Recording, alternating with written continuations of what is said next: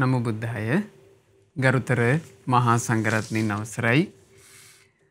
ශ්‍රද්ධාවන්ත වාසනාවන්ත පින්වතුනි, අද දවසේ මේ උතුම් සදහම් පිළිසඳර සඳහා දායකත්වයන් දරනු ලබන්නේ නොම්බර 126න් B8 පිරිවෙන පාර බොරලැස්ගමු යන ලිපිනේ පදිංචි පින්වත් ගරීෂා විරිත්තමුල්ල මහත්මිය විසින් ප්‍රධාන අරමුණ වෙන්නේ මාර්තු මාසේ 18 වන දිනට 41 වන උපන්දිනයේ යෙදුන චතුර විරිත්තමුල්ල මහතාට නිදුක් නිරෝග සුවය දීර්ඝායස සම්පන්නිය පැතීම සියලු ධාර්මික වැඩ ඒ සියලු ධාර්මික කටයුතු ਸਰව ප්‍රකාරයෙන්ම සාර්ථක කරගන්නට මේ පිනේ ආශිර්වාදයත් රත්නත්‍රයේ ආශිර්වාදයත් සැලසේවා කියන අදහස, ඒ වගේම පවුලේ සියලු දෙනාට සුවසේ ධර්මයේ හැසිරීම පිණිස මේ සියලු පින් හේතු වාසනා වෙත්වා කියන අදහසිනුයි අද මේ සදහම් පිළිසඳරට දායකත්ව දරමින් ඒ පින්වතුන්ලා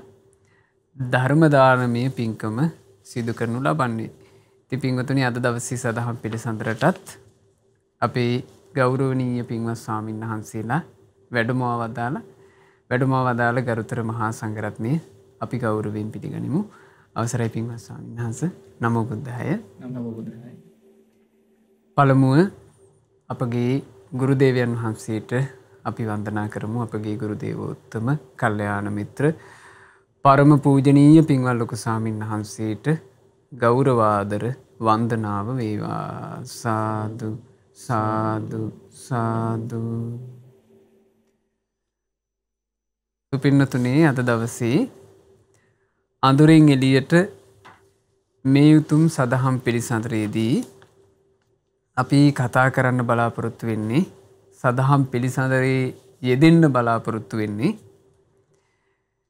මේ ජීවිතේ බොහෝ දිනෙක ප්‍රමාදයට පත් කරවන කාරණාවක්. ඒ තමයි ආරෝග්‍ය මදය කියන කරුණ. මේ ආරෝග්‍ය මදය කියන කාරණේ හේතුවෙන් ජීවිතය කියන එක කුසලයේ හැසිරීම පැත්තෙන්, යහපතේ හැසිරීම පැත්තෙන් බොහෝ ප්‍රමාදේ කරා යනවා. ඒ නිසා ඒ ප්‍රමාදේ දුරු කරගන්න පුළුවන් කෙනෙකුට මේ ආරෝග්‍ය මදය ගැන හරියට තේරුම් ගත්තොත්, අද සදහම් පිළිසඳර මේ ආරෝග්‍ය මදය ගැන හරියට තේරුම් ගැනීම උදෙසා අවසරයි පින්වත් ස්වාමීන් වහන්සේ. ආරෝග්‍ය මදය කියන කාරණේ ස්වාමීන් වහන්සේ, අපේ මහා කාරුණික බුදුරජාණන් වහන්සේ ශාස්ත්‍රුන් වහන්සේ වදාළේ ආරෝග්‍ය මදය මේ සත්වයාගේ ජීවිතේ ප්‍රමාදේ කරා අරගෙන යන එකක් කියලා. ආරෝග්‍ය මදේ හේතුවෙන් ඒ කෙනා මෙලොව පරලොව දෙලොවේදීම පිරිහෙන හැටි බුදුරජාණන් වහන්සේ නොඑක ආකාරයෙන් පෙන්වා දුන්නා. ඒ නිසා ස්වාමීන් වහන්සේ අද සාකච්ඡාවේදී මේ පිළිසඳරේදී අපි කල්පනා කළා ආරෝග්‍ය මදය කියන කාරණේ අඳුරක් විදිහට මේ අඳුරින් ආලෝකය කරා කොහොමද ජීවිතේ පමුණවා ගන්න කාරණේ කතා කරන්න. ස්වාමීන් වහන්සේ මේ කාරණේ මුල් කරගෙන අපි අද සදහම් පිළිසඳර ආරම්භ කරමු. පින්න ස්වාමීන් වහන්සේ, මේ මිනිස්සුන්ගේ ජීවිතවල තියෙන, එහෙම නැත්නම් පිළිගන්නා තමන් ජීවත් වෙන කල්පනාවේ එක ස්වභාවයක් තමයි තමන්ට ලෙඩ රෝග හැදෙන්නේ නැහැ. නැත්තම් මම නිරෝගී, මම ලෙඩ හැදෙන්නේ නැති කෙනෙක් කියන අදහස තුල ජීවත් වෙන එක. ඒ අදහස තුල ඉන්න නිසාම තමන් කියන්නේ කුමක්ද, කරන්නේ මොකක්ද කියන එක ගැන පැහැදිලි නිවැරදි කල්පනාවක්, දැක්මක් නැහැ. ඉතින් ඒකත් එක්කම මිනිස්සු යොමු වෙනවා නොයේක් විදිහේ අකුසලයන් සිදු කරන්න. එතකොට සමහර කෙනෙකුට මේ මමත් ලෙඩ වෙලා යනවා, මටත් බෙහෙත් හේත් වලින් යැපෙන දවසක් එනවා, මටත් ඉස්පිරිතාලවල දවස් ගණන්, සති ගණන් ඉන්න වෙන දවසක්, මාස ගණන් ඉන්න වෙන දවසක් එනවා කියන කල්පනාව නැති නිසාම මේ මිනිස්සයා කයින් වැරදි කරනවා. එතකොට ප්‍රාණඝාතය, හොරකම, වැරදි කාම සේවනය ආදී කරන්න යෙදෙනවා. ඊට පස්සේ වචනේනුත් වැරදි කරනවා. ඒ වගේම හිතෙනුත් වැරදි කරනවා. ස්වාමීන් වහන්සේ, දැන් සමහර කෙනෙකුට මේ තමන්ට ලෙඩ රෝග හැදෙනවා කියන කාරණේ කල්පනාව නැති නිසාම සමහර වෙලාවට තවත් කෙනෙකුට ලෙඩ රෝගයක් අසනීපයක් මුල් කරගෙන තමයි අපහාස කරන්නේ, නිඳා කරන්නේ. එතකොට ඒ තමන්ට ඒ ගැන කල්පනාවක් නැති නිසා, තමන්ට එහෙම තේරුමක් නැති නිසා මටත් අනාගතයේ මෙහෙම දවසක් එනවා කියලා. දැන් ඒ වගේම කයින් වැරදි කරනකොට තමන්ට කල්පනාවක් නැහැ ඒක. ස්වාමීන් වහන්සේ දැන් මත්ද්‍රව්‍ය පාවිච්චි කරන්න බොහෝ දෙනෙක් පුරුදු වෙලා ඉන්නවනේ. එතකොට මේ මත්ද්‍රව්‍ය පාවිච්චි කරනකොට දැන් සිගරට් බොන එක නැත්තම් අරක්කු කියලා ඔය සමාජයේ කතා කරන වචන වලින් තියෙන මත්ද්‍රව්‍ය. දැන් ඒ වගේ නිෂ්පාදන වලම ගහලා තියෙනවා. නැත්තම් දැන්වීමක් තියෙනවා මේක පාවිච්චි කරොත් එක්ක මුඛපිලිකා හැදෙනවා. නැත්තම් වෙන දරුණු රෝගාබාධ හැදෙනවා කියලා තියෙනවා. හැබැයි දැන් දැනට Tamanට ලෙඩක් නැහැනේ, නිරෝගීනේ. ඒකින්ද අරක දවස ගානේ දැක්කත් දවස ගානේ කියුවත් ඒක මම මේක නොකර ඉන්න ඕනි, මටත් අනාගතේ ලෙඩ හැදෙයි කියන තැනට එන්නේ නැහැ. ඒ මොකද අර ආරෝග්‍ය මදේ කියන කාරණෙන් ප්‍රමාදයටපත් වෙලා ඉන්නේ. ඉතින් ඒ වගේම තව දැන් මේ කයින් වැරදි කරන්න මිනිස්සු යොමු වෙනවා. දැන් වැරදි කාම සේවනය කියන කාරණේ ගත්තා ස්වාමීන් වහන්සේ, Tamanට දැනට අසනීප ලෙඩ රෝග නැති නිසාම ඒ ගැන කල්පනාවක් එන්නේ නැහැ. නමුත් දැන් සමාජ ඕනි තරම් විස්තර නැත්තම් සමහර ප්‍රවෘත්ති අහන්න හම්බෙනවා මේ වැරදි කාම සේවනය කිරීමත් එක්ක කෙනෙකුට මේ සමාජ රෝග වැළඳුනා. ඒ සමාජ රෝග වැළඳිච්ච නිසාම ජීවිතය අඩු වයසෙන් අවසන් වුණා. නැත්තම් බොහෝ කරදර කම්කටොළු වලට මුහුණ දෙන්න සිද්ධ වුණා කියලා. සමාජයේ නින්දාවට අපහාසයටපත් වුණා කියලා. නමුත් මේ හැම දෙයක්ම තියෙද්දි තමන්ගේ අදහසක ඉන්නවා මට ලෙඩ රෝග හැදෙන්නේ නැහැ, මම නිරෝගිමත් මිනිසෙක් කියන තැන ඉඳලා කටයුතු කරන නිසා මේ වගේ බොහෝ කරදර කම්කටොළු වලට මිනිස්සයාපත් වෙනවා. ඒකත් එක්ක බොහෝ අකුසල් කරගෙන දුගතිගාමී වෙන තැනට මිනිස්සයාපත් වෙනවා. සානස් කියනකොට මතක් වුණේ බුද්ධ දේශනාවේ හරි ලස්සන මේ කාරණයක් බුදුරජාණන් වහන්සේ පැහැදිලි කරනවා. ඒක බුදුරජාණන් වහන්සේ පැහැදිලි කරන්නේ නකුල පිතු කියන වයස්ක උපාසක මහත්තයා. ඒ නකුල පිතු මේ ගෘහපති දවසක් බුදුරජාණන් වහන්සේ බැහැ දකින්න එනවා. එනකොට දැන් මෙයාට හරි වයසයි. එහෙමයි. එතකොට වැඩි මේ බුදුරජාණන් වහන්සේ ළඟට වැඩි වෙලාවේ නකුල පිතු උපාසක ඒ ගෘහපතිතුමා මේ බුදුරජාණන් වහන්සේගෙන් ඉල්ලා හිටිනවා, අනේ ස්වාමීනි මං හරි දැන් වයසයි, හරියට ලෙඩ. ඒ වචන ටික තියෙනවා. හරියට දැන් මම ලෙඩ, මේ මට ඉස්සර වගේ බුදුරජාණන් වහන්සේ බැහැ දකින්න නිතර එන්න විදියක් නැහැ. මේ මනෝභාවනි භික්ෂුන් වහන්සේලා බැහැ දකින්න නිතර එන්න විදියක් නැහැ. ඒ නිසා ස්වාමීනි මට බොහෝ කාලයක් හිතසුව පිණිස පවතින බණපදයක් කියලා දෙන්න කියලා මේ ඉල්ලීමක් කරනවා. ඒතර බුදුරජාණන් වහන්සේ ඒ වෙලාවේ උපාසකතුමා ඒ ගෘහපතිතුමා කියපු කාරණේ මුල් කරගෙනම මේ දහම් කරුණු කිස්මතු කරලා දෙනවා. මොකද්ද කියන්නේ? මේ පින්වත් ගෘහපතිය මේ ඔය ශාරීරිය හැටි උවම තමයි කියන්නේ. ලෙඩ ගොඩක් කියනවා. හරියට මේ බිත්තරයක් වගේ කියනවා පොඩි කාරණු බිඳිලා යනවා කියනවා. ලෙඩ හැදෙන්නේ කියාපු තැනක ලෙඩේ නිවාසය කියනවා. ඒක ලෙඩ හැදෙන්නේ ඒකට. බුදුරජාණන් ඒ වෙලාවේ දේශනා කරනවා පින්වත් මේ ගෘහපතියේ කවුරු හරි කෙනෙක් එහෙම ශරීරයක් තියාගෙන මොහොතකට හරි උදන් අනනවා නම් මට තියෙන්නේ නිරෝගී ශරීරයක් කියලා. කිමඤ්ඤත්‍ර බාල්‍ය. ඒ කියාගේ මෝඩකම මිසක් වෙන මොකද්ද කියලා. දැන් බලන්න ස්වාමීන් වහන්සේ බුදුරජාණන් එතන මේ පෙන්ලා දෙන කාරණේ කියන මොහොතකට හරි මේ හිතෙනවා නම් උදන් අනනවා නම් මට තියෙන නිරෝගී ශරීරය ලෙඩ හැදෙන්නේ නැති එකක් කියලා ඒක මෝඩකමක් කියනවා. එතකොට මේ ආරෝග්‍ය මදිය කියන එක ලෙඩ හැදෙන්නේ නැහැ කියන අදහසක් පුරුවට අරගෙන මේ මත් වෙලා යන්නේ අකුසලයට හිත බර වෙන්නේ යාගේ මෝඩකම නිසා. ඉතින් බුදුරජාණන් වහන්සේ හරිය ලස්සන මේ අදහසක් ඒ ගෘහපතිතුමාට කියනවා. ඒ නිසා පින්වත් ගෘහපති ඔබ මෙන්න මේ පුරුදු වෙන මේ ධර්මයේ පුරුදු කරගන්නකොට මේ ලෙඩ වෙලා යන ශරීරය ලෙඩ වෙනවා. මම හිත ලෙඩ කරගන්න කෙනෙක් වෙන්නේ නැහැ කියලා. එතකොට බලන්න පින්වත් ස්වාමීන් වහන්සේ බුදුරජාණන් වහන්සේගේ අවබෝධය උන්වහන්සේ මේ අපේ ජීවිතය දකින්න කියලා කියපු හැටි සත්‍යය තමයි කියනවා මේක ලෙඩ වෙනවා. ලෙඩ හැදෙන්න කියාපු තැන කියනවා. අනික බලන්න කියන කතාව මේ බිත්තරයක් වගේ කියනවා. බිත්තරය කියලා කියන්නේ හරි හයිය දෙයක් නෙමෙයි පොඩි කාරණයක පවා බිඳිලා යන දෙයක්. ඒකට මේ ශරීරයේ පවා ඒ විදියයි. දැන් බලන්න ස්වාමීන් වහන්සේ ටිකක් සීතල වැඩි වුණත් ශරීරෙට පීඩයි. රස්නේ වැඩි වුණත් පීඩයි. ඊළඟට තෙමුණත් පීඩයි. වතුර නැති වුණත් පීඩයි. ඊළඟ බඩගිනිනවා. ඒත් අමාරුයි. ඊළඟට කෑම කනවා. සමහරට ස්මෘත්තාවට යනවා. ඒත් අමාරුයි. සමහරට කාපු දේ දිරව ගන්න බෑ. ඒත් අමාරුයි. සමහරට කාපු දේ දිරවලා ඒක টয়ලට් කරගන්න බෑ. ඒත් අමාරුයි. එතකොට කොහොම ගත්තත් මොන තැනකව මේ ලෙඩ මේකේ වැහැගෙන තියෙන්නේ. එහෙමයි. ඉතින් බුදුරජාණන් වහන්සේ පෙන්ලා දෙන මෙන්න මේ කාරණේ තේරුම් ගන්න. මේ තේරුම් ගැනීම මේ කාරණේ තේරුම් නොගැනීමමයි මේ මදේ කියන එක ඇති වෙන්න හේතුව. ඒකෙන් මත් වෙන්න. ඒ මෝඩකමමයි. එහෙමයි සංස. දැන් මද කියලා ගත්තාම භාග්‍යතුන් වහන්සේ දැන් පාලියෙන් මදේ කියලා කියන්නේ මත් වෙනවා කියන අදහසනේ. ඒක සිංහලට අපි ගත්තොත් මත් වීම කියලා කියන්නේ වෙරි වෙනවා, සිහිනුවන අහිමි කරගන්නවා කියන එක නිසා. ඇත්තටම ආරෝග්‍ය මදයෙන් එහෙම නැත්නම් ලෙඩ නොවෙනවා කියන එකෙන් මිනිස්සයා වෙන්නේ වෙරියකටපත් වෙනවා. ලෙඩක් නැතුව පොඩ්ඩක් ටික කාලයක් මේක හොඳට තියෙනකොට. සාමිනාසලා කිව්වා වගේ ඊට පස්සේ යාට අමතකයි මේ තමන්ගේ ජීවිතේ ලෙඩ රෝග ස්පර්ශ කරනවා. තමන්ගේ ජීවිතේට ලෙඩ දුක් එනවා කියන එක. ඊට පස්සේ මේ එයා ලෙඩ වෙච්ච කෙනාව හෙලා දැකීම පිණිස ඒ ලෙඩේම පාවිච්චි කරනවා. මේ ඔය ඔහොම හිටියට අහවල් ලෙඩෙක්නේ ඔය. එහෙම කියන ඒ වචනේ පාවිච්චි කරනවා කිසිම මේ තමන්ගේ ජීවිතය ගැන කිසිම දැනුමක් නැතුව නේද සන්නස්. නමුත් භාග්‍යතුන් වහන්සේ වදාළේ ධම්මපදයේ ගාථාවක තියෙනවා මේ රෝග නිඩ්ඩම් පබංගුරන්. මේ ශරීරය කියලා කියන්නේ රෝග නම් වූ මේ බිත්තරේ දැමීමට සෑදූ කැදැල්ලයි. කැදැල්ල කූඩුවක් හදන්නේ බිත්තර දාන්නනේ. කූඩුව කලින්ම හදලා තියෙන්නේ. කූඩුව තමයි මේ ශරීරේ. යන්තාක් මේ ලෝකේ අපි නොයෙක් නම් වලින් කතා කරනවාද ලෙඩ ඔක්කොම හැදෙන්නේ ස්වාමීන් වහන්සේ මේ ශරීරෙන්නේ. ඒ ශරීරය කෙනෙක් දරාගෙන මොහොතක් හරි කෙනෙකුගේ හිතුවිලි මාත්‍රයක් පවත්වනවා නම් මං ලෙඩ වෙන කෙනෙක් නෙමෙයි මගේ ඒක නිරෝගී කියලා.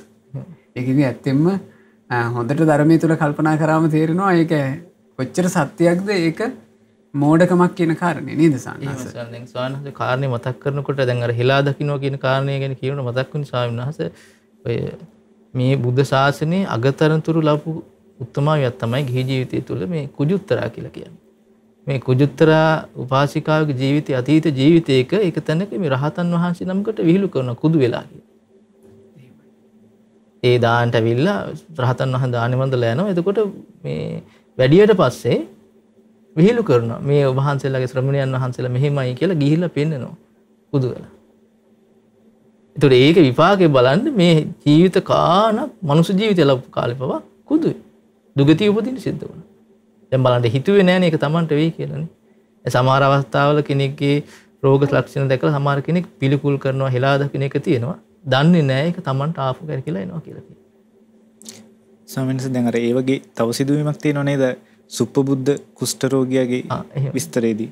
දැන් කලින් ජීවිතේ අර තරුණ සිටුවරයෙක් වෙලා ඉන්නේද්දි ඇතා පිටින් යද්දී අර පාරේ වැඩම කරමින් හිටපු මේ පසේ බුදුරජාණන් වහන්සේකටනගේ තමන්ගේ වචනය මුල් කරගෙන ගැරහෙව්වේ. ඒ පසේ බුදුරජාණන් වහන්සේට අසනීපයක් තිබුණෙත් නෑ. නමුත් ඒ අසනීපයක වචනයක් තමයි පාවිච්චි කරේ. මේ සිවුරකින් ඇඟ වහගත්ත කුෂ්ඨය කවුද කියලා කිව්වේ. නමුත් ඒකේ ප්‍රතිඵලය ඒ ජීවිතේ හම්බුනේ නැතු වුණාට සසර බොහෝ ජීවිත ගානක ඒ කෙනාට උපදින්න උනේ කුෂ්ඨයක් සහිතව කුෂ්ඨ රෝගියෙක් කියලා. ඒක නිසා දැන් තමන්ට තමන්ගේ ජීවිතය ගැන තමන් අදහසක් ඇති කරගෙන නැහැ මේකත් ලෙඩ වෙන එකක් කියලා නේද? දැන් බුදුරජාණන් වහන්සේ දේශනා කරනවා ඒක අසෘතවත් පෘථග්ජන භාවයේ ස්වභාවය කියනවනේ. අසෘතවත් පෘථග්ජනයාගේ ස්වභාවය තමයි කියනවා මේ තවත් ලෙඩ වුණත් කෙනෙක් දැක්කට පස්සේ ඒ ලෙඩ වෙච්ච කෙනා ඉදිරියේ එයාව හෙලා දැකලා පහත් කරලා පිළිකුල් කරලා හිතනවා කියනවා අයියෝ මේ ලෙඩ ගොඩවන්නේ. මේවා මේ ලෙඩ වෙච්චි ඈයෝ නෙමෙයි කියලා මේ ලෙඩු නෙමෙයි කියලා හෙලා දකිනවා කියනවා. එහෙම හෙලා දැකලා කල්පනා කරන එක ගැන බුදුරජාණන් වහන්සේ හිතුවා කියනෝනේ සුකුමාල සූත්‍රයේදී භාග්‍යවතුන් දේශනා කරනවා මේ යම් කෙනෙක් ලෙඩ වෙච්ච කෙනෙක්ව දැකලා එසේ හෙලා දකිනවා නම් ඒක ගැළපෙන එකක් නෙමෙයි. මොකද සමුණුත් උරුම කරගෙන ඉන්නේ ලෙඩ වෙලා යන ශරීරයක්මයි. ඒක උරුම කරගෙන ලෙඩ වූ කෙනෙක්ව දැකලා හෙලා දකිනවා නම් පිළිකුල් කරනවා නම් ඒක සුදුසු දෙයක් නෙමෙයි.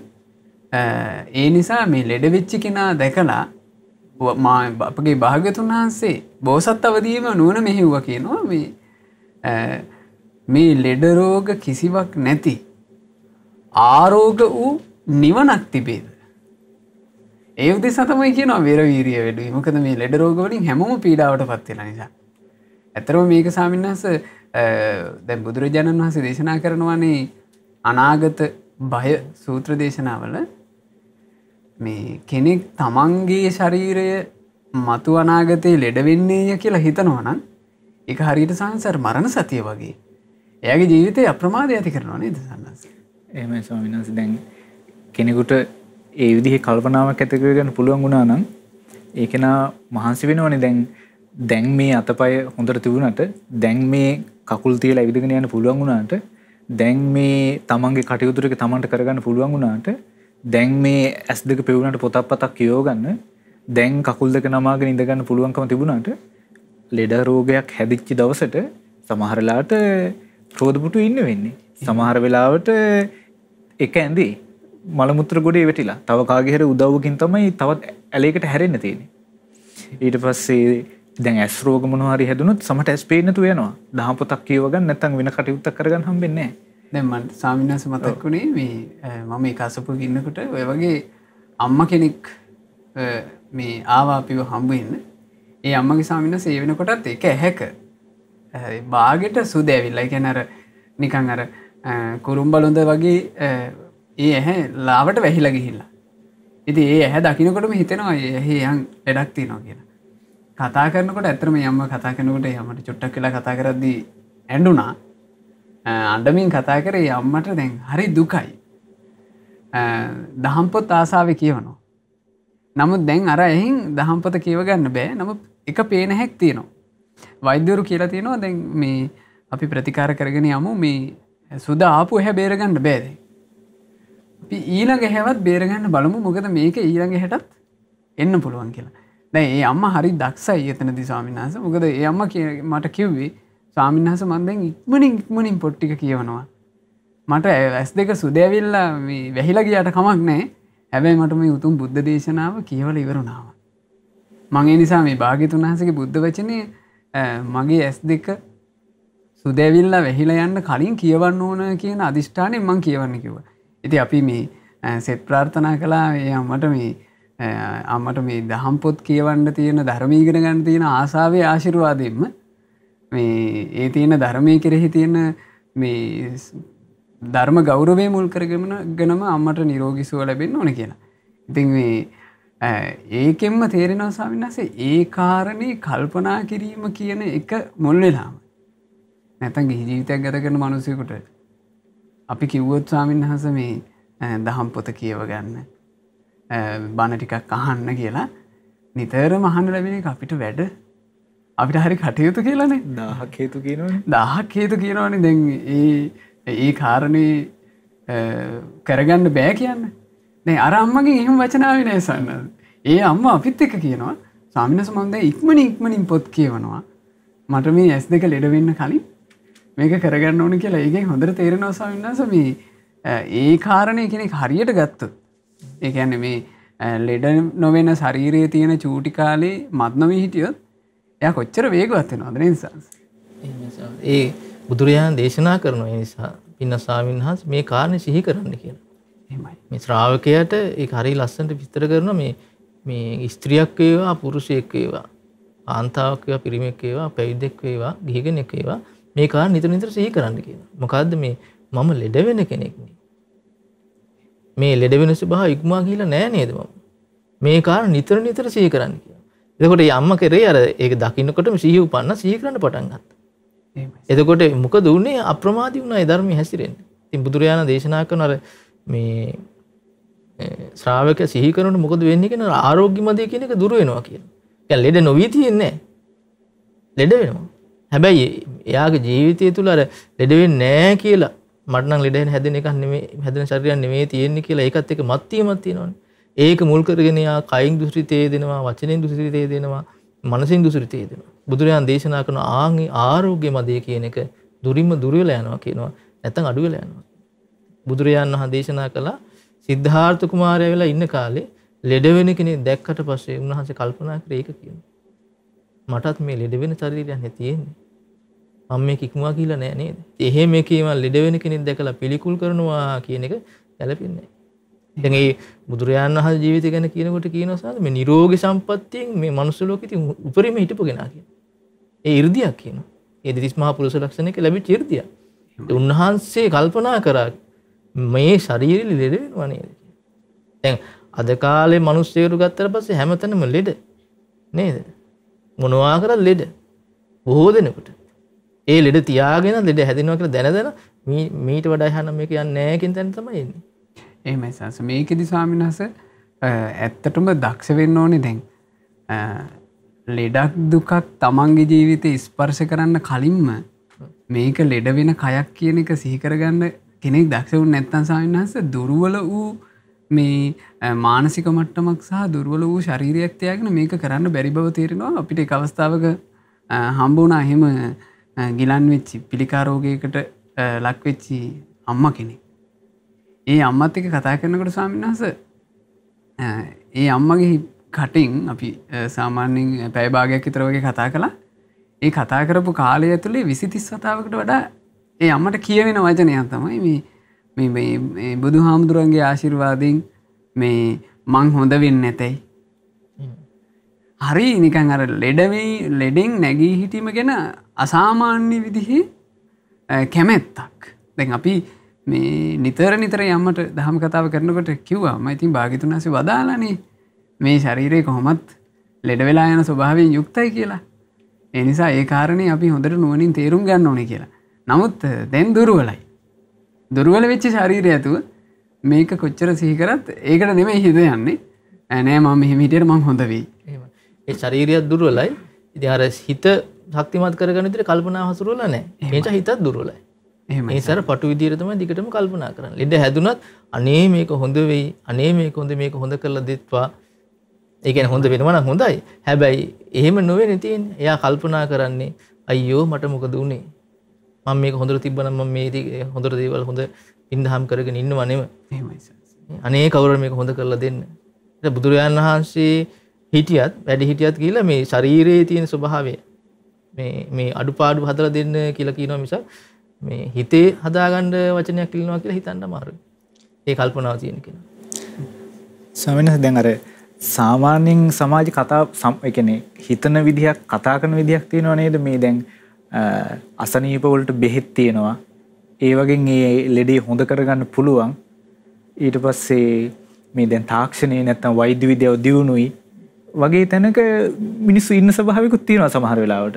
ඒ කියන්නේ මේ සමහරක් අසනීපයක් හැදුනම ඒක ආපහු සනීප වෙනවා. සමහරක් අසනීපයක් හැදුනම ජීවිත කාලෙම බෙහෙත් බොන්න වෙනවා. සමහරක් අසනීපයක් හැදුනම ඒ ලෙඩෙම්ම ජීවිතය අවසන් වෙනවා. දැන් ඒ වගේ ලෙඩ තියෙනවනේ එක එක විදිහේවා. මේ ගැන හරි කල්පනාවක් නැත්නම් තේරුම් ගත්ත ස්වභාවයක් නැතුව අර සාමාන්‍ය මිනිසයාගේ කල්පනාවේ තියෙන්නේ මේ බෙහෙත් තියෙනවා මේවට. ඊට පස්සේ නැත්නම් මේ බෙහෙත් වලින් හොඳ කරගන්න පුළුවන්. නැත්නම් මේ බෙහෙත් වලින් රැකෙන්න පුළුවන් වගේ තැනක ඉන්නවා. අර මිනිස්සුන්ගේ කල්පනාවේ නෑ මේ සමහර ලෙඩක් හැදුනම ජීවිත කාලෙම බෙහෙත් බොන්න වෙනවා. නැත්නම් ඒ ලෙඩෙම්ම තමයි මිනිසයාගේ ජීවිතය අවසන් වෙන්නේ කියන තැන. ස්වාමීන් වහන්සේ දැන් සාමාන්‍යයෙන් කෙනෙකුට හිතලා බැලුවත් දැන් මේ ජීවත් වෙලා හිටපු මේ කාලේ ලෙඩ රෝග නැතුව හිටපු මිනිස්සෙක් කියලා අපිට හොයාගන්න හම්බෙන්නේ නෑනේ. අපි කාට වුණත් උපන් දවසේ පට මේ වෙනකන් නොයෙක් විදිහේ ලෙඩ හැදිලා තියෙනවා. උණ හෙම්බිරිස්සාවේ හිඳලා තවත් විවිධ අසනීප. ඉතින් ඒ හැම එකකින්ම ඒ හැම අසනීපයක්ම අපි උරුම කරගත්තනේ. එතකොට ඒ ගැන හරි කල්පනා කළොත් ඉස්සරහට මේ ජීවිත කාලේ මේ වෙනකන් හැදිලා තියෙන ලෙඩ රෝග වලට වඩා වැඩිපුර ලෙඩ හැදෙනවා මිසක් අඩුවෙන් ලෙඩ හැදෙනවා කියලා එකක් නැහැනේ. එතකොට ඒ තමන් කල්පනා කරන විදිහම තමයි වැදගත් වෙන්නේ ස්වාමීන් වහන්සේ. එහෙමයි සනස් දැන් භාග්‍යතුන් වහන්සේ ඇත්තෙන්ම වදාළේ මේ ලෙඩවීම කියන කාරණේ තේරුම් අරගත්තේ නැති කෙනා නුවණින් තේරුම් අරගත්තේ නැති කෙනා ප්‍රමාදයටපත් වෙලා මේ ලද ෂණය අහිමි කරගන්නවා කියනෝනේ. ෂණය අහිමි වෙන්න එක හේතුවක් නේ නේද සන්නස මේ කාරණේ සිහි නොකිරීම. දැන් ෂණය අහිමි වෙච්ච කෙනා නිරේට ගියාට පස්සේ නිරේ ඉන්න යම රජුරු අහනවා කියනෝනේ ප්‍රශ්නය. යම රජුරු අහනවා කියනෝනේ ඇයි උඹ දැක්කේ නැද්ද මනුස්ස ලෝකෙද්දි දේව දූතයා? එතකොට කියනවා මේ දැන් එතනත් මේ කිසිම වැටහීමක් නැහැ. එතනදි කියනවා අනේ ස්වාමී මම දැක්කේ නැහැ කියනවා. එතකොට ඇයි උඹ දැක්කේ නැද්ද? මනුස්ස ලෝකේ ඉන්නවා ලෙඩ වෙලා ඒ ලෙඩ රෝග වලට පත් වෙලා ඇද ඉන්න මිනිස්සු උඹ දැක්කේ නැද්ද? ලෙඩ නිසා පීඩාවට පත් වෙලා දුර්වල ශරීරය ඇතුළේ ඉන්න උඹ දැක්කේ නැද්ද? එතකොට උඹට මතක් වුනේ නැද්ද මේ සාමාන්‍ය මිනිස්සු වගේම මනුස්ස ජීවිතයක් ලබාපු උඹත් ලෙඩ වෙයි. ලෙඩ වෙලා අමාරු වෙයි. අමාරු වුණාට පස්සේ මොකවත් කරගන්න බැරි වෙයි. මෙහෙම ශරීරයක් උරුම වෙන්න කලින් මං මේ ජීවිතේ යහපත් කරගන්න මුනිවරු කියපු වචන අහලා මගේ ජීවිතේ යහපතට පමුණව ගන්න ඕන කියලා උඹට හිතා ගන්න බැරි වුණාද කියලා ගරහනවා කියනෝනේ. ගරහලානේ නිරා දුකට දානවා කියන්නේ නේද සායනස්? එතකොට අපි දක්ෂ වුණොත් එහෙම ශාස්ත්‍රඥ වහන්සේ කරපු අවවාදය ඒකේ මේ නිතර සිහි කරන්න කියලා මං ලෙඩ වෙන කෙනෙක් ඒ ලෙඩ වෙන ස්වභාවය ඉක්මවලා නැහැ කියලා හිතන්න දක්ෂ වුණොත් අපි මේ ඒ වගේ මහා ව්‍යසනයකින් තමයි මේ ජීවිතේ ගලව ගන්න පුළුවන්කම තියෙන්නේ නේද සාරණස්? එහෙමයි ස්වාමීන් වහන්සේ. දැන් බුදුරජාණන් වහන්සේ වදාළ විදිහට නුවණින් විමසන්න කෙනෙකුට හැකියාව ලැබුණොත් ඒක බොහෝ යහපත පිණිස පවතිනවා. බුදුරජාණන් වහන්සේ වැඩ ඉන්නේ නැද්දිම රට්ටපාල කුමාරයාට මේ බුදුරජාණන් වහන්සේගේ ධර්මය අහන්න හම්බුනාට පස්සේ බුදුරජාණන් වහන්සේ වදාලා මේ ලෝකේ තමන්ගේ වසඟේ පවත්වන්න බෑ. ජීවිතය අනාත්මයි. ලෙඩ රෝග වැළඳෙන ස්වභාවයෙන් තමයි තියෙන්නේ කියලා. දැන් මේ තරුණ වයසේ හිටපු වෙන කිසිම අසනීපයක් ඒ වෙනකොට තිබුණේ නැහැ. හැබැයි මේ රට්ටපාල කුමාරයා තමන්ගේ ජීවිතයට ඒක ගලපලා හිතුවා. කල්පනා කළා මම ලෙඩ රෝග උරුම කරගෙන ඉන්න කෙනෙක්. ඕනිම වෙලාවක මම ලෙඩෙන් වැටෙන්න පුළුවන්. ඒ නිසා මම මේ ලෙඩ රෝග ඉක්මවා ගියපු දෙයක් හොයන්න ඕනේ කියලා හිතලා අම්මගේ තාත්තගේ අවසරේ බොහොම අමාරුවෙන් අරගෙන පැවිදි වුණා. පැවිදි වෙලා අරහත්ත්වයට පත් වෙලා පස්සේ කාලේ ආපහු තමන්ගේ මව් රටට නැත්තම් තමන්ගේ ගමට වැඩම කළා. ඒ වෙලාවේ කෝරව්‍ය රජුරු මුණ ගැහිච්ච වෙලාවේ ස්වාමීන් වහන්සේ කෝරව්‍ය රජුරු ඒ වෙනකොට දැනගෙන තිබුණා මේ රට්ටපාල කියන තරුණ වයසේ හිටපු සිටු කුමාරයෙක් පැවිදි වුණායි කියලා. ඉතින් මුණ ගැහෙන්න ගිහිල්ලා ඇහුවා ස්වාමීනි රට්ටපාලේනි ඔබ වහන්සේ මේ තාම කළු කෙස් තියෙන මේ තරුණ වයසේ ඉන්න කෙනෙක්. ඔබ වහන්සේට මේ අපිට අහන්න පේන විදිහට කිසිම ඉහිම් බහින ලෙඩක් නැහැ, අසනීපයක් නැහැ. ඉතින් එහෙම එකේ ඇයි ඔබ වහන්සේ මහාන උනේ? අපි අහලා තියෙන්නේ නම් මේ මිනිසුන්ට ලෙඩ රෝග හැදෙනවා. හැදුනාට පස්සේ මේ මිනිස්සු හිතනවා දැන් මේ මම ලෙඩෙක්.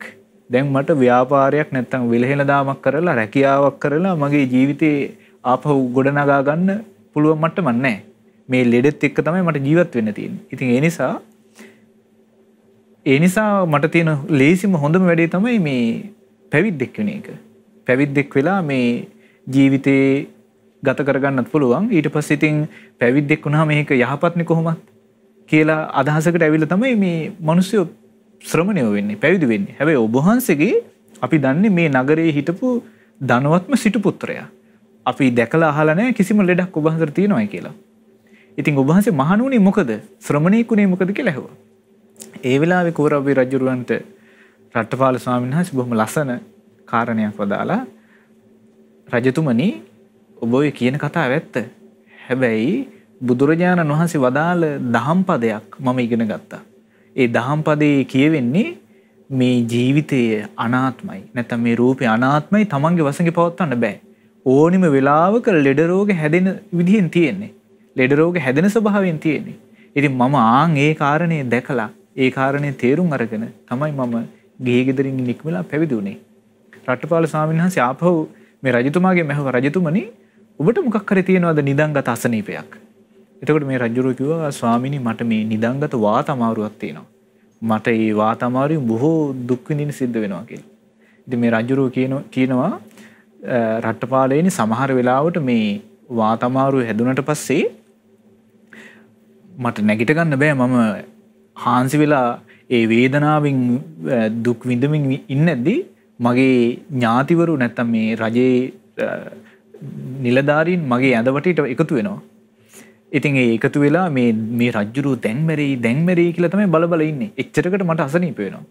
එතකොට මේ රට්ටපාල ස්වාමීන් වහන්සේ අහනවා රජතුමනි එතකොට ඔබට පුළුවන්කමක් තියෙනවද ඔබ රටේ රජුරු වුණත් ඔබේ වේදනාවෙන් කොටසක් ඒ නිලධාරියෙකුට දෙන්න නැත්නම් ඥාතියෙකුට දෙන්න බෙදා හදා ගන්න.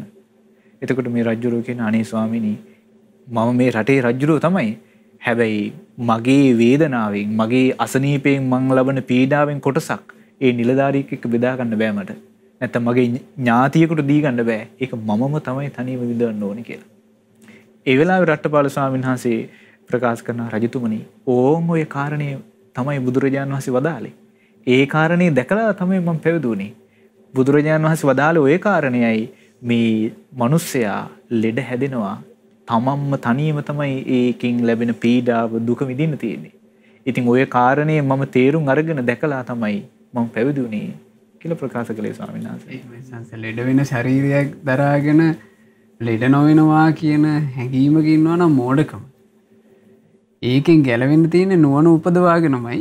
දැන් ඔය ස්වාමීන් වහන්සේ කිව්වා වගේම සිදුවීමක් මට සිහිපත් වුණා ස්වාමීන් වහන්සේ මේ පීතමල්ල ස්තවිරයන්ගේ කතාව. ඔය පීතමල්ල කියලා කියන්නේ ස්වාමීන් වහන්සේ මේ ඉන්දියාවේ හිටපු යෝධයෙක්. එතකොට ඒ කාලේ හරි ප්‍රයෝජනයිනේ යෝධයෝ මොකද යුද්ධනේ මේ රාජ්‍යවල. එතකොට මේ යුද්ධවලදී අර මේ රජවරු සමීපයට ගිහිල්ලා කුලියට යුද්ධ කරපු කෙනෙක් මෙයා. ඒ කියන්නේ මෙයාගේ කාය බලය තියෙන නිසා රජ කෙනෙකුට යුද්ධයක් යෙදුනහම මෙයාව කැඳවනවා මේ යුද්ධේ දිනවලා දීපන් කියලා.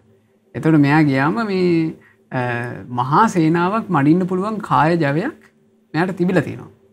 ඉතින් එහෙම ශරීරයක් එහෙම ශක්ති සම්පන්න එකක් තියෙනකොට ඒ පුද්ගලයා නිකම්ම ආඩම්බර වෙනවනේ. දැන් මගේ ඇඟ තමයි හයිය ඇඟ කියලා. මෙයා මේ සමාන යෝධයොත් එක්ක අර මල්ලව පොර වගේ සටන් කරලා ඒ වගේ ජය අරගෙන රජවරුන්ගෙන් සම්මාන ගත්ත කෙනෙක්. ඒ කාලේ ලක්දිව හිටපු රජවරුන්ට ආරංචි වෙනවා මෙහෙම පීතමල්ල කියලා කෙනෙක් ඉන්නවලු මේ අපිටත් මිනිස්සයා හිටියනම් හරි වටිනවා කියලා. මේ පීතමල්ලට හසුන්පත් යවලා ගෙන්න ගත්ත කියනවා සන්නස්.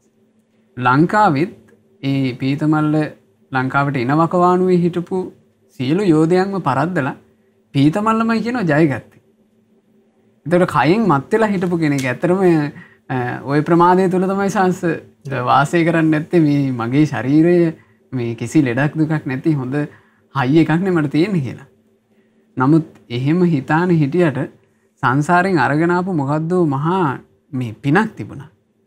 දවසක් ස්වාමීන් වහන්සේ මට මතක විදිහට සිතුල් පව්ව හරියේ විහාරයක් ළඟ යනකොට ස්වාමීන් වහන්සේලා ධර්ම සජ්ජායනාවක් කරනවා. ඒ සජ්ජායනා කළේ ඉන්න තුම්හාක සූත්‍රය. මෙයාගේ පිනට ස්වාමීන් වහන්සේලා ඒ වෙලාවේ සජ්ජායනා කර කර හිටියේ කය ගැන. නබික්කවේ කායෝ තුම්හාකං. මහණෙනි මේ කය ඔබේ නොවේ. මේ කය අත්හරින්න කියන අදහස ඒ දේශනාව තුළ සජ්ජායනා කෙරුණා. මේ පාලිය දන්නවනේ. ඒ කියන්නේ ස්වාමීන් වහන්සේ ඒකෙන් හොඳට තේරෙනවා ඒ වෙනකොටත්. ඒ වකවානු වෙනකොටත් මේ ඉන්දියාවේ සාමාන්‍යයෙන් ප්‍රකට භාෂාවක් විදිහට පාවිච්චිලා තියෙනවා පාලිය, මාගදී භාෂාව. මේක තේරුණා. තේරිච්ච ගමන් මෙයා කල්පනා කර කර ගිහින් තියෙනවා මේ කය මගේ නෙමෙයිද? මට අයිතිකක් නෙමෙයිද මේක? මේ කල්පනා කර කර යනකොට තේරුණා ඇත්තනේදී යුද්ධවල මේ මට මේ මගේ වසඟේ පවත්වන්න බෑනේ, කඩුපාර මට වදින්න එපා කියලා පවත්වන්න බෑනේ. මේක වැදුනොත් කැපෙනවා. ලෙඩ දුක් හැදෙනකොට ලෙඩ වෙනවා කියලා තේරුණා. අවසානයේ ස්වාමීන් වහන්සේ අර කොම ප්‍රසිද්ධිය ඒවා ඔක්කොම අමතක කරලා ශාසනය සිවුරු දරාගත්තා. හරිම වීරියවන්තේ. තාම කෙටි කාලෙකින් සම්බුද්ධ ශාසනේ මාර්ගඵල අවබෝධය කළා. එතකොට ඒ නුවණ උපද්දගත්ත නිසානේ නේද සාරා? එහෙම සාරා. ඒ ආරෝග්‍ය මදේ කියන එකෙන් බේරිලා මේ ධර්ම මාර්ග ඉස්සරහට යන ජීවිතය යහපත කරා යන්න ස්වාමීන් වහන්සේ යෝනිසෝමනසිකාරය තමයි උපකාර වෙන්නේ. බුදුරජාණන් වහන්සේ අපිට මේ මානසිකාරය කරන්න ඕනේ හරි ලස්සනට ගොඩාක් තැන්වල පෙන්ලා දීලා තියෙනවා. එක තැනක තියෙනවා ස්වාමීන් වහන්සේ මේ ශරීරය ගැන කියනකොට බුදුරජාණන් දේශනා කරනවා මේ අර සර්පයෙකුට උපමා කරලා. සර්පය 4 දෙනෙක් ඉන්නවා කියනවා. මිනිස්සෙක් ඉන්න මේ 4 දෙනා හොඳට බලා ගන්නවා කියනවා. නාවල කවල පොල ඔක්කොම කරලා. හැබැයි විලා මේ එක් එක් දෂ්ට කරනවා. දෂ්ට කරව ගමන් එක්ක මැරෙනවා කියනවා. නැත්තම් මාරාන්ති දුක්කටපත් වෙනවා. ආන් එක තමයි මේ ශරීරය කියනවා. මේ ශරීරයේ තියෙන පඨවි ධාතු, ආපෝ ධාතු, තේජෝ ධාතු, වායු ධාතු. බුදුරජාණන් පාවිච්චි කරේ සර්පයා කියන එක. කොයිතරම් පරිස්සමට මේ 4 දෙනා බලාගත්තා. එක වෙලාවක එකේ දෂ්ට කරනවා. දෂ්ට කරපු ගමන් එක්ක මැරෙනවා කියනවා. එක්ක මාරාන්ති දුක්කටපත් වෙනවා. බලන්න බුදුරජාණන් කල්පනා කරන්න කිව්ව විදිය. දැන් එහෙම කල්පනා කරනවා නම් ස්වාමීන් වහන්සේ යාට ආරෝග්‍යමදයක් නෑ. දැන් බලන්න පුංචි කාලේ ඉඳලා මේ ශරීරය ආදරෙන් කවලා පොවලා විටමින් දීලා නේද? ගෙවල් හදලා දීලා නේද? මෙඩිකල් චෙකප් කරවලා ඔක්කොම කරලා ගානට හදනවා. හදලා කොයිතරම් පරිස්සමට හැදුවා. පුංචි දෙයකට පුළුවන් මේ කල්ලා. පුංචි දෙයකට. මදුරුවෙක් ඉඳලා නැති. දැන් බලන්න දැන් මේ කාලේ කොරෝනා පැතිරෙනවා. එක හුස්ම රැල්ලකට. නේ ලෙඩක් තියෙන කෙනෙක් ළඟින් ගියත් ඇති. මේ ශරීරය බිඳිලා යනවා. අර සර්පෙක් කිපිලා දෂ්ට කරනවා. එතකොට බුදුරජාණන් දේශනා කරන මෙන්න මේ කල්පනාව පටන් ගන්න කියනවා.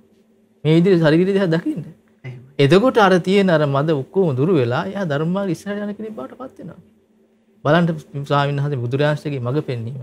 ඉතින් ශ්‍රාවකයෝ හැටියට අපි කරන්න ඕන අන්න ඒ වගේ යෝනිසෝ මනසිකාරය අපේ ජීවිතවල පුරුදු පුහුණු කරගන්න. එහෙමයි සස්. දැන් ඇත්තම සංස මේ කාරණා අහනකොට කෙනෙකුට හොඳට තේරෙනවා මේ මෙහෙම ශරීරයක් දරාගෙන කෙනෙක් නිරෝගීකම ගැන වචනයක් කතා කරනවා නම් එයා කොච්චර උපාධි මේ ධාරීව හිටියත් කොච්චර අඥානකමක්ද මෝඩකමක්ද කියලා නේද සන්නස්. ඒ කියන්නේ මේ ශරීරය ඒ තරම් ඉක්මනට ගිලන් භාවය කියන එක ලෙඩ රෝග වෙනද ගැනීම කියන එකට පත් වෙනවනේ. එහෙම ශරීරයන්නේ අපි ඇත්තටම මේ ශරීර කූඩුව මේ මහා ආදරයකින් සෙනෙහසකින් දැන් මේ කාලේ හැමෝම මාස්ක් දදා රැක ගන්නවනේ මේක. හැබැයි රැකගත්තට කිසි කෙලෙහිගුණයක් නැහැ. පොඩි දෙයින් මේ ශරීරය ගිලන් වුණාට පස්සේ ගිලන් වෙච්ච කෙනාම මේක විඳවන්න එපේ. අපිමයි මෙයාව රැකගන්නේ. ඒ වගේම මෙයා වද දෙන්නෙත් අපිටමයි. ඇති එහෙම ශරීර ස්වභාවයක් උරුම කරගත්ත කෙනෙක් මේ ජීවිතය ගැන හරියට කල්පනා නොකළොත් ඒ කියන්නේ මෙතනදී මේ කල්පනාවට ආවේ නැත්නම් ස්වාමීන් වහන්සේ අවසාන කාලේ ලෙඩ රෝග වලට පත් වෙලා ඒ ලෙඩ දුක් ඉදිරියේ මේ ජීවිතය ඇත්තට මුහුණ දෙන්න වෙනකොට හරි අපරිණතයි ඒ ජීවිත. දැන් මට පෞද්ගලිකව මගේ ජීවිතයේ ස්වාමීන් වහන්සේ අවස්ථා මුණ ගැහිලා තියෙනවා. මේ ඇතෙන් දරුවෝ ඇවිල්ලා අපිත් එක්ක කියනවා සමහරවිට වයස අවුරුදු 60 70 දෙමව්පියෝ. ඒ දෙමව්පියන්ට අර මේ දියවැඩියාව හැදිලා ඒ දියවැඩියාව හැදිච්ච කාලේ ඔන්න කකුලේ තුවාලයක් වෙලා ඒ තුවාලේ උඩ දුවනවා. දැන් වෛද්‍යවරු වෛද්‍ය නියමයක් කරනවා මේක බේර ගන්න නම් මේ කකුල කපලා අයින් කරන්න ඕන. ඉතින් අර තාත්තා හෝ අම්මා දැඩි තීරණයක ඉන්නවා බෑ මගේ කකුල මං කපන්න දෙන්නේ නැහැ. මම මේ පොඩි කාලේ ඉඳලා මේ මම පාවිච්චි කරපු මගේ කකුල මේක කොහොමද මං කපලා අයින් කරන්න කියලා. එතකොට වෛද්‍යවරු මේක ඇයි කියන්නේ?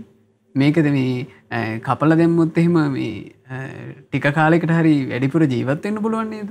මේක කල්පනා කරගන්න තරම්වත් මානසික මට්ටමකට එච්චර වයසින් මෝරලත් එන්න පුළුවන් කමක් නැහැ. මට ඇතැම් දරුවෝ ඇතැම් අවස්ථාවල ඇවිල්ලා කියලා දෙනවා මේ මම හිතන්නේ අපේ සාංශලාට මේ වගේ දේවල් වලට මුහුණ දෙන්න වෙනවා.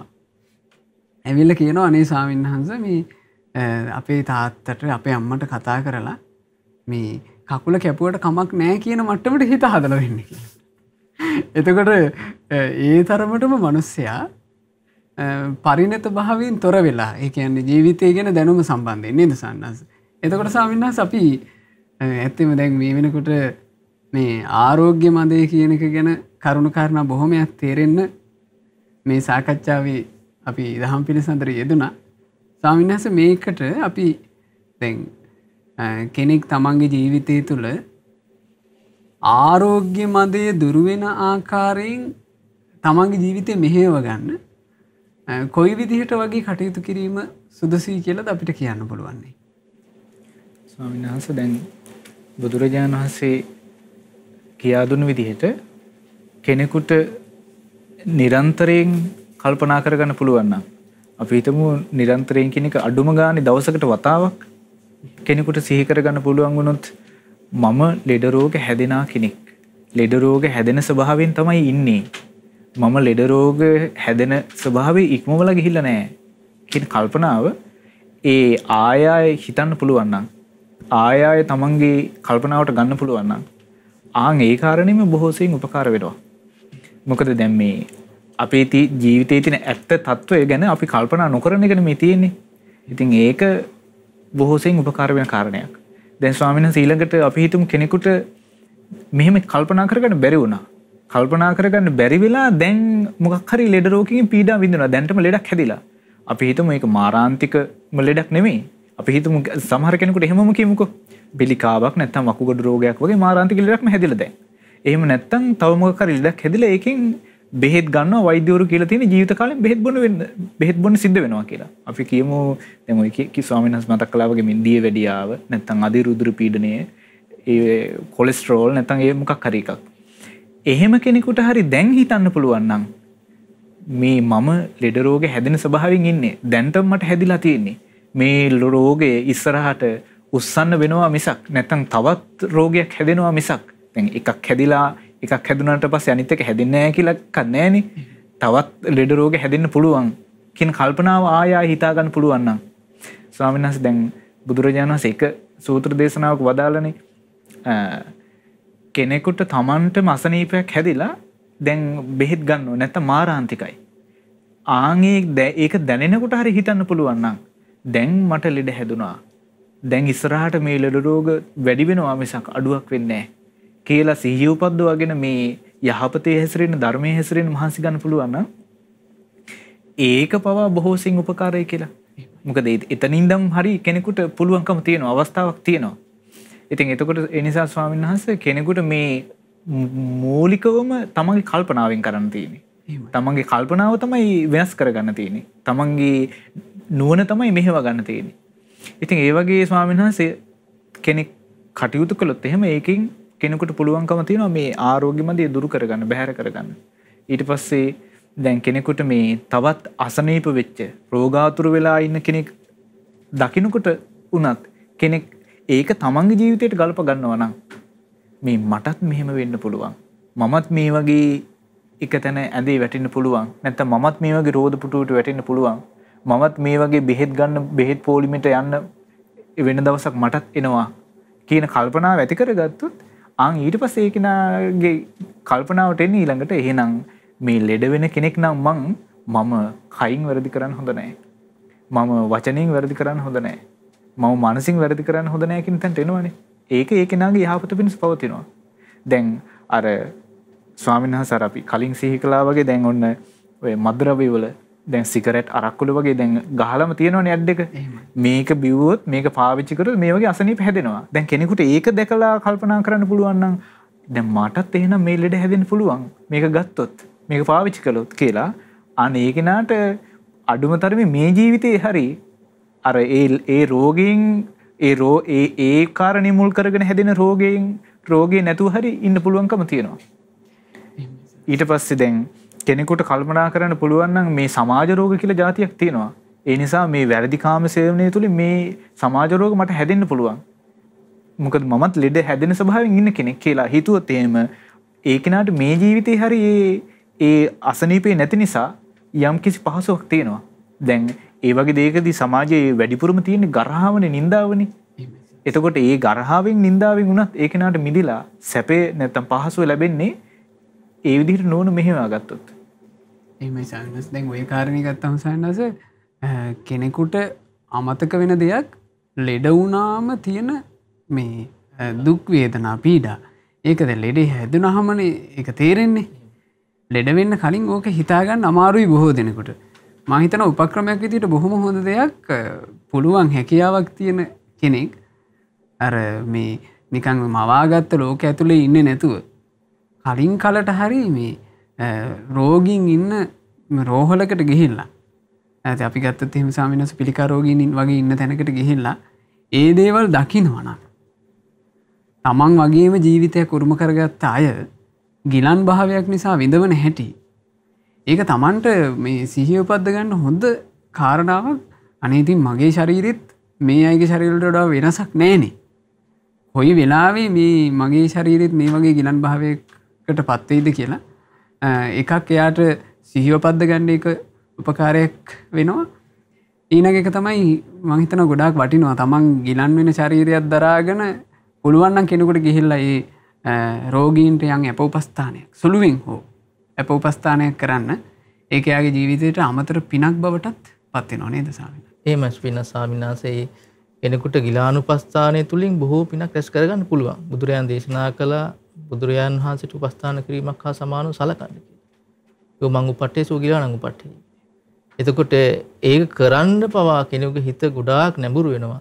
ඒ පින කරගන්න පුළුවන් එයාට මේ ආරෝග්‍යමදී කියන එක දුර වෙන විදිහට කල්පනා කරනවා. දැන් ආරෝග්‍යමදී තියෙන කෙනා ලෙඩ වෙන කෙනා දැක්කම පිළිකුල් කිරීමක් කරන්නේ. අනේ මේ චික් කියලා තැනට එන්නේ. දැන් එයා හිතනවා නම් මටත් මේක වෙන්න පුළුවන්. මමත් මේ වගේ අසරණ වෙන්න පුළුවන් කියලා. එයා පිළිකුල් කරන්නේ නැහැ. එයා පිළිකුල් කරන්නේ ඒ අසරණ කෙනාට උදව් කරන්න මහන්සි ගන්න. ඒක එයාගේ ධර්ම මාර්ගයේ ගොඩාක් උපකාරයක්. ඒ වගේ ගොඩාක් අවස්ථාවල බුදුරජාණන් වහන්සේ ඒක වර්ණනා කර බදාලා. දැන් ඒක තැනකට ස්වාමීන් වහන්සේ කෙනෙක් අසනීපලා ඉනකොට බුදුරජාණන් පවා කියලා උපස්ථාන කළා භික්ෂුන් වහන්සේලාට පෙන්ලා දුන්න මේක කළ යුතුයි කියලා. එතකොට ඒක කරන්න උපකාර වෙනවා මේ අර විදිහට යෝනිසුමනසිකාරයෙන් අර ආරෝග්‍යමය දුර වෙන විදිහට කල්පනා කිරීම. ඊළඟට ස්වාමීන් වහන්සේ ගොඩාක් හොඳයි අපි හිතන්නේ මේ ඒ විදිහට ධර්මයේ තුල ඒ බුදුරජාණන් වහන්සේ මඟ පෙන්වීම පුරුදු පුහුණු කරලා මේ මගපල්ලපු ශ්‍රාවකයෝ කටයුතු කරන හැටි වෙයි. දැන් මට මතක් වෙන ස්වාමීන් වහන්සේ අනේපිලි සිටුතුමා. බලන්න කොයිතරම් මේ මෝරප හිතක් තිබුණාද කියලා. කය ලෙඩ හොද්දටම ලෙඩ වුණා. හැබැයි හිත රැකගෙන හිටියා. දැන් එතන තියෙන්නේ මොකද්ද මේ අනේපිලි සිටුතුමා මරණාසන්න මොහොතේ සාරිපුත්යන් වහන්සේ වඩිනවා. පැල්ල ගියාට පස්සේ විස්තර අහනවා. ගෘහපතිය කොහොමද වේදනාව ඉවසන්න පුළුවන්? අනේ අමාරුයි. බොහෝ ලොකු වේදනාවක් ඇති වෙනවා. මේ බඩේ ඇති වෙන වේදනාව හරියට කැත්තකින් කපනවා වගේ කියනවා. ඔළුවේ ඇති වෙන වේදනාව කියන හරියට මේ ලණුවක් ඔළුවේ ඔතලා කිටි කිටි තද කළ දෙපැත්තට අදිනවා වගේ කියනවා. ඇඟේ ඇති වෙන දාහය හරියටම ගිනි කබලක් උඩින් තිබ්බා වගේ කියනවා. ස්වාමීන් වහන්සේ බලන්න පුදුමේ කියන්නේ එච්චර ශාරීරික පීඩාවක් තියාගෙන සාරිපුත්යන් වහන්සේගෙන් ඉල්ලා හින ස්වාමීනි බණපදයක් කියන්න. ඒ කියන බණපදේ හොඳට අහගෙන ඉන්නවා. දැන් දිව්‍යරෝ වෙලා දිව්‍ය ලෝකෙට එන්න කියලා කතා කරනකොට පොඩ්ඩක් ඉන්න. බණ අහන්න ඕන කියලා නවත්තන්න කියලා කියනවා. එහෙම. බණ අහන්න කියන නවත්තන්න කියන්නේ දිව්‍ය ලෝකයන්ටනේ. දැන් මේ ශරීරය අතහැරලා දිව්‍ය ලෝකෙන් කියන්නේ. දැන් බලන්නේ තිබුණ පරිණතභාවය. ඒ ශ්‍රාවකයෙක් හදාගත්තේ අර බුදුරයන්සේ කියපු කියලා දුන්න මඟ පෙන්වීම පුරුදු පුහුණු කරලා. මේ ශරීරයේ ලෙඩ වෙන එක ඒ නිසා ලෙඩ වෙන ශරීරය ලෙඩ වෙනකොට හිත ලෙඩ කරගන්න නැතුව ඉන්න මහන්සි ගන්න. ඒ ශ්‍රාවකයෝ එක්කලා. ඉතින් අන්නේ ශ්‍රාවකයෝ ගැන හිතලා අපිට පුළුවන් අපේ හිත හදාගන්න.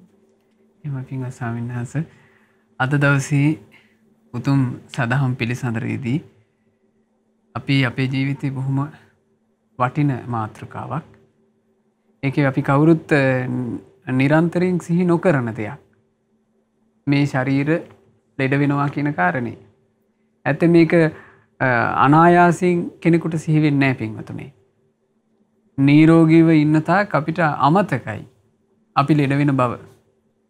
ඒ නිසා මේ ලෙඩ දුක් උරුම කරගන්න කලින්ම අපි සිහිනුවන උපදව ගන්න ඕන. හේතුව ලෙඩ දුක් උරුම කරගත්තාට පස්සේ අපිට අමාරුයි සත්පුරුෂයන්ගේ වචනේ සිහි කරලා භාග්‍යතුන් වහන්සේගේ වචනේ සිහි කරලා අපේ ජීවිතය යහපතට පමුණවා ගන්න. ඒ නිසා දැන් අපි සිහි කරන්න පටන් ගත්තොත් එහෙම මේ ශරීරය දැන් හොඳට තිබ්බාට ඉක්මනින් වහා සැනකින් ලෙඩ දුක් උරුම කරගන්නවා. ඒ ලෙඩ දුක් උරුම කරගන්නට පෙර මං මගේ ජීවිතේ සිත කය වචනෙන් යහපත කරන්න ඕන, ධර්මයේ හැසිරෙන්න ඕන කියලා හිතුවොත් අපිට අපේ ජීවිතේ යහපතට පමුණවා ගන්න, ආලෝකයට පමුණවා ගන්න පුළුවන්. ඒකට ඔබට උපකාරී වෙයි ගොඩාක් වෙලාවට මේ නිතර පින්වතුනි හුරු වෙන්න ජීවිතේ තමන්ගේ පවුලේ සියලු දෙනාත් එක්ක කලින් කලට ගිලානෝපස්ථාන කරන්න. රෝහලකට ගිහිල්ලා ඒ රෝහලේ කාර්ය මණ්ඩල වලින් අවසර අරගෙන රෝගීන්ට උපස්ථානයක් කරන්න. ඒක ජීවිතේ ගොඩාක් උපකාරී වෙයි ඔබට. තමන්ගේ ගිලන් බව ගැන සිහි උපදව ගන්න සහ ගිලානෝපස්ථාන කියන පින සිද්ධ කරගන්න. ගිලානෝපස්ථාන නොඑක ආකාරයෙන් කරන්න ලැබෙනවා. ඒ කරන්න ලැබෙන අවස්ථා එකක්වත් මේ මගේ හැරව ගන්න එපා. තමන්ගේ ගිලන් භාවයේ සිහි කර කර මේ අනිත් අයගේ ගිලන් බවින් නැගී හිටීම පිණිස උපකාර කරන්න.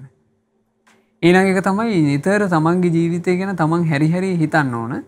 තමන්ගේ ජීවිතේ මතු අනාගතේ උපදින්න තියෙන ආදීනව. මේක භාග්‍යවතුන් වහන්සේ වදාලා ගිරිමානන්ද සූත්‍රයේදී ආදීනව සංඥා කියලා. මේ ශරීරේ නොඑක ආදීනව හට ගන්නවා. ඒ කියන්නේ මේකේ ඇස් රෝග, කන් රෝග, නාසී රෝග, নানা ප්‍රකාර ලෙඩ රෝග. පිත කිපිලල් ලෙඩ වෙනවා, සෙම කිපිලල් ලෙඩ වෙනවා, වාතය කිපිලල් ලෙඩ වෙනවා. මේ තුනම කිපිලත් ලෙඩ වෙනවා. ඊළඟට නොයේ කර්ම විපාක නිසා ලෙඩ හට ගන්නවා. ශරීරයේ වැරදි විදිහට පරිහරණය කරන්න ගිහිල්ලා ලෙඩ හට ගන්නවා. නොයෙක් උපක්‍රම වලින් ලෙඩ හට ගන්නවා. මෙහෙම ලෙඩ වෙන කයක් තියෙනවා කියන එක නිතර සිහි කිරීම. මෙහෙම සිහි කරොත් එහෙම තමයි අපිට සිහිනුවන උපදවාගෙන ධර්මයක් තුළ තමන්ගේ ජීවිතේ දමනය කරගෙන මේ ජීවිතයට යහපතක් ශාන්තියක් එකතු කරගන්න ලැබෙන්නේ. ඒ නිසා ඒ ආලෝකය උදා කරගන්න පින්වත් හැම දෙනාට වාසනාව ලැබෙත්වා කියලා අපි සෙත් ප්‍රාර්ථනා කරනවා. අද දවසේ සදහම් පිළිසඳර තුලින් රැස් කළ සියලු පින් සියලු දෙවියෝ සතුටින් අනුමෝදන් වෙත්වා. පින් අනුමෝදන් වන දෙවිවරු දිව්‍ය යසීසුරින් වැඩෙත්වා. ඒ සියලු දෙවියන්ගේ ආශිර්වාද රැකවරණ දෙවියෝ අපට සලසා දෙත්වා. දෙවියෝද සසර දුකින් අත මිදෙත්වා. සාදු සාදු සාදු. රැස් කළා වූ සියලු පුණ්‍ය ධර්මයන් අපගේ ගුරු දේවෝත්තම පරම පූජනීය පින්වත් ලොකු ස්වාමීන් වහන්සේට අනුමෝදන් වෙත්වා. අනුමෝදන් වෙත්වා. පින්වත් ලොකු ස්වාමීන් වහන්සේ නිදුක්ව නිරෝගීව දීර්ඝායුෂ ලබත්වා. මේ ගෞතම බුද්ධ ශාසනය තුල සුවසේම චතුරාර්ය සත්‍ය ධර්මය පරිපූර්ණ වශයෙන් අවබෝධ කරගන්නට වාසනාව ලැබෙත්වා. සාදු සාදු සාදු. අද දවසේත් මේ උතුම් සදහම් පිළිසඳරට වැඩම කොට ඊටාම කරුණාවෙන් ධර්ම කාරණාවන් පහදා දුන් අපගේ ගෞරවනීය පින්වත් ස්වාමීන් වහන්සේලාට මේ සියලුම පින් අනුමෝදන් වෙලා පින්වත් ස්වාමීන් වහන්සේලා නිදුක් වෙත්වා, නිරෝගී වෙත්වා, දීර්ඝායුෂ ලබත්වා. ගෞතම ශාසනය තුල සුවසේම ධර්ම අවබෝධ කරන්ට වාසනාව ලැබෙත්වා. සාදු සාදු සාදු. රැස් කළා වූ සියලුම පුණ්‍ය ධර්මයන් විශේෂයෙන් අද දවසේ මේ ධර්ම දාණය සිදු කරන පින්වත් ගරීෂා විරිත්තමුල්ල මහත්මිය ඇතුළු ඒ පින්වතුන්ලාගේ නමින් මිය පරලෝ යන්ට යෙදුනා වූ 2020 නොවැම්බර් මාසයේ 6 වන දින මිය පරලෝ ගිය පින්වත් චිත්‍රා පීරිස් මෑණියන් ඇතුළු නමින් මිය ගියා වූ සියලු ඥාතීන්ට මේ සියලු පින් අනුමෝදන් වෙත්වා. ඔබ අප හැම දෙනාගේ නමින් මිය ගිය ඥාතීන් පින් අනුමෝදන්ව ඥාතීන්ගේ පරලෝ ජීවිතේ ඒකාන්තයෙන්ම සැපයටපත් වෙත්වා කියන අදහසින් ඥාතීන්ට පුණ්‍ය අනුමෝදනා කරන්න. මාර්තු මාසයේ 18 වන දිනට 41 වන උපන්දිනයේ යෙදුණු පින්වත් චතුර විරිත්තමුල්ල මහතාට මේ සියලු පුණ්‍ය ධර්මයන්ගේ ආශිර්වාදයේ රත්නත්‍රි ආශිර්වාදයේ දෙවියන්ගේ ආශිර්වාදයේ සැලසී නිදුක් නිරෝග සුව දීර්ඝායුෂ සම්පatti ලැබෙත්වා. සියලු ධාර්මික වැඩ කටයුතු ਸਰව ප්‍රකාරයෙන් සාර්ථක කරගන්නට මේ පිනේ ආශිර්වාද සැලසෙත්වා. සුවසේ ධර්මයේ හැසිරී උතුම් ධර්මාවබෝධයේ පිණිස මේ සියලු පින් එකලෙසම හේතු වාසනා වෙත්වා. සාදු සාදු සාදු. රැස් කළා වූ සියලු පුණ්‍ය ධර්මයෝ සුජීවත්ව සිටින පින්වත් සිරිපාල විරුත්තමුල්ල මහත්මයාට, පද්මා විරුත්තමුල්ල මහත්මියට, තරීන්ද්‍ර පීරිස් යන ඒ මව්පියන්ට මේ සියලු පින් අනුමෝදන්ව ඒ සියලු දෙනාට නිදුක් නිරෝග සුව දීර්ඝායුෂ සම්පatti සැලසේවා. සුවසේ ධර්මයේ හැසිරෙන්නට අවකාශ ලැබෙත්වා. අද ධර්ම දානමේ පින්කම සිදු කරන නම්බර 126න් B8 පිරිවෙන පාර බොරලැස්ගමු යන ලිපිණේ පදිංචි පින්වත් ගරීෂා විරිත්තමුල්ල මහත්මිය ඇතුළු ඒ පවුලේ සියලු දෙනාට දරුවන් වන චේතියා, මෛත්‍රී, සමාධි යන දියණිවරුන්ට මේ සියලු පින් අනුමෝදන් වෙත්වා. ඒ සියලු දෙනාට සියලු යහපතම සැලසේවා, නිදුක් නිරෝග සුව දීර්ඝායුෂ සැලසේවා. ඒ පින්වතුන් කරන කියන ධාර්මික රැකී ආරක්ෂා ආදී කටයුතුත් ඒ දියණිවරුන්ගේ අධ්‍යාපන කටයුතුත් ਸਰව ප්‍රකාරයෙන්ම සාර්ථක වෙත්වා. සුවසීම ධර්මයේ හැසිරලා තවදුරටත් සුවසීම පින් කරගෙන ගෞතම සාසනය තුල ධර්මාවබෝධ කරන්ට ඒකාන්ත වශයෙන් මේ ධර්ම දානමේ පින හේතු වාසනා වෙත්වා. රැස් කළ සියලු පුණ්‍ය ධර්මයන්ගේ අනන්ත පුණ්‍ය ආශිර්වාදේ සුපින්නත් ඔබ සියලු දෙනාටත් සැලසේවා. ශ්‍රද්ධා මාසික ධර්මදාන සමාජිකාවන්ටත් ශ්‍රද්ධා කාර්ය මණ්ඩලයේ සියලු දෙනාටත් මේ සියලු පින් බලෙන් ගෞතම සාසනය තුල ධර්මාවබෝධ කරන්ට වාසනාව ලැබෙත්වා. හැම දිනාටම තෙරුවන් සරණයි. නමෝ බුද්ධාය. මෙවැනි වටිනා ධර්ම දේශනා ශ්‍රවණය කිරීමට ශ්‍රද්ධා ඩේලි YouTube චැනලය සබස්ක්‍රයිබ් කරන්න.